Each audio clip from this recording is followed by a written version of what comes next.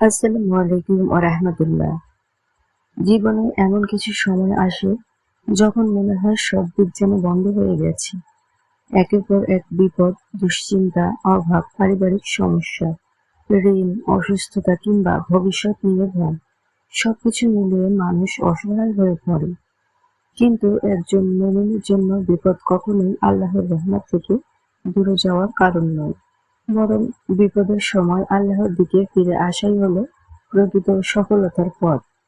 আজকের ভিডিওতে আমরা জানব কঠিন বিপদ থেকে মুক্তির জন্য কয়েকটি গুরুত্বপূর্ণ দোয়া ও আমল, যা কোরআন ও সহিহ হাদিসে বর্ণিত। তাই ভিডিওটি শেষ পর্যন্ত শুনুন এবং সম্ভব হলে আমলগুলো নিজের জীবনে বাস্তবায়ন করুন। প্রথম দোয়া। বিপদের সময় হযরত ইউনূস আলাইহিসসালাম এর দোয়াটি অত্যন্ত গুরুত্বপূর্ণ।